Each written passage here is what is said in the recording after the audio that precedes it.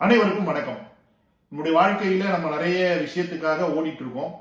அப்படி ஓடும்போது தொடர்ச்சியா வெற்றி கிடைக்கும். இப்படி தொடர்ச்சியா வெற்றி கிடைச்சதுன்னா நமக்கு ரொம்ப சந்தோஷமாயிடும். அந்த சந்தோஷத்துல பூரிச்சு போயிடுவோம். அது சொல்ல முடியாத ஒரு பரவச நிலைக்கே போவோம்னு வச்சுக்கோங்களேன்.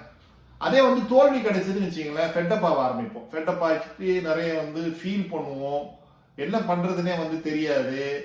அப்புறம் யோசிப்போம், இது நம்ம சரியான வழியில போறோமா, தவறான வழியில போறோமான்னு சொல்லிட்டு நிறைய கன்ஃபியூஸ் ஆகும் இல்லைங்களா. இப்படிலாம் நடக்கும்.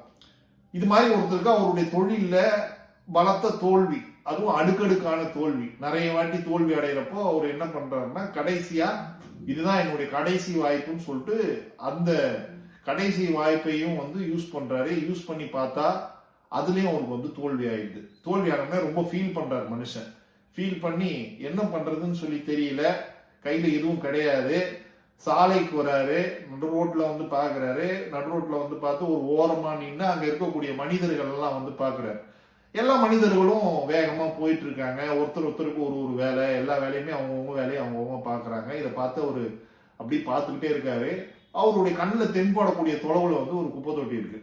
அந்த குப்பை தொட்டியை பார்த்துட்டே இருக்காரு. திடீர்னு ஒரு நபர் வராரு. குப்பையை சேகரிக்கக்கூடிய ஒரு நபர் வராரு.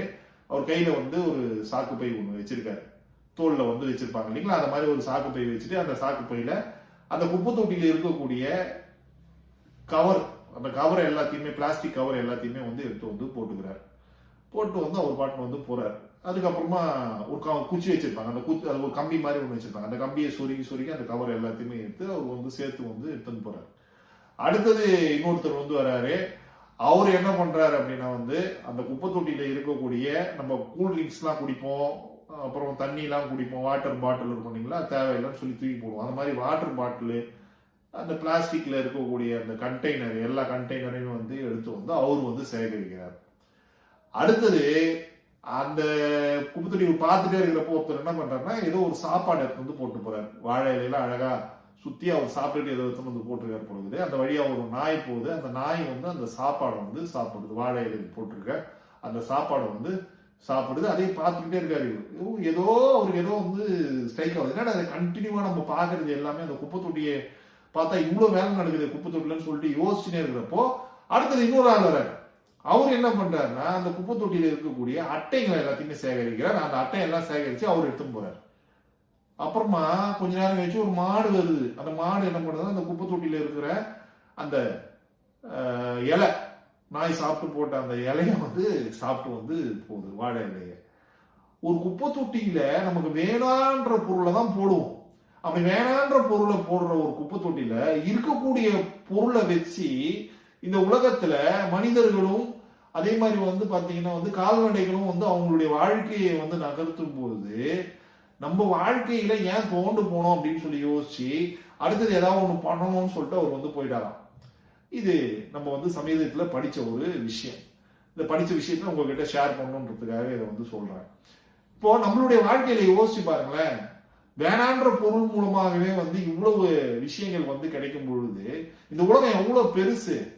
அது உள்ள குப்பை தொட்டுக்குள்ளேயும் இத்தனை வாய்ப்பு இருக்கிறப்போ, இத்தனை பேருக்கு வாய்ப்பு இருக்கப்போ, இந்த உலகம் ஃபுல்லா இருக்கக்கூடிய விஷயங்கள் மூலமாக நமக்கு எவ்வளவு வாய்ப்பு கிடைக்கும் மட்டும் யோசிச்சு பாருங்க. அப்ப நம்ம என்ன பண்ணணும் அப்படின்னா, வெற்றி வந்தது அப்படின்னா சந்தோஷப்படணும்.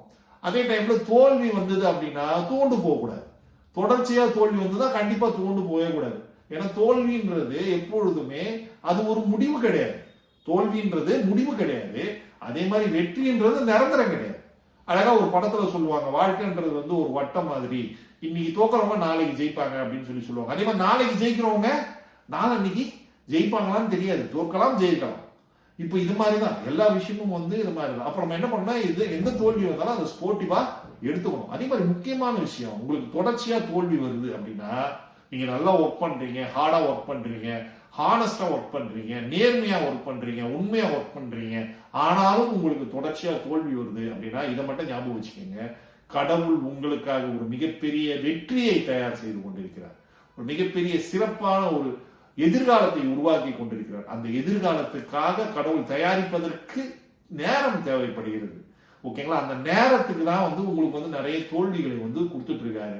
அந்த தோல்விகள் எல்லாத்தையுமே பரிசாக, இறைவன் கொடுத்த பரிசாக எடுத்துக்கொள்ளுங்கள். இறைவன் உங்களுக்காக கொடுத்திருக்க பரிசா வந்து எடுத்துக்கங்க. இந்த பிரபஞ்சம் உங்களுக்கு கொடுத்த பரிசா வந்து எடுத்துக்கங்க. அதை எடுத்துட்டு அடுத்தது உங்களுக்கு கிடைக்கக்கூடிய மிகப்பெரிய பரிசுக்காக, இறைவன் கொடுக்கக்கூடிய மிகப்பெரிய வெற்றிக்காக காத்திருங்கள். தோல்வியை கண்டு தோழாதீர்கள். கண்டிப்பாக நம்மளுடைய வாழ்க்கையில நம்ம என்ன விரும்புகிறோமோ அந்த விஷயம் கண்டிப்பா நடக்கும். நீங்க உழைப்பதற்கான பலன் கண்டிப்பாக கிடைக்கும். மீண்டும் சந்திப்போம். நன்றி, வணக்கம்.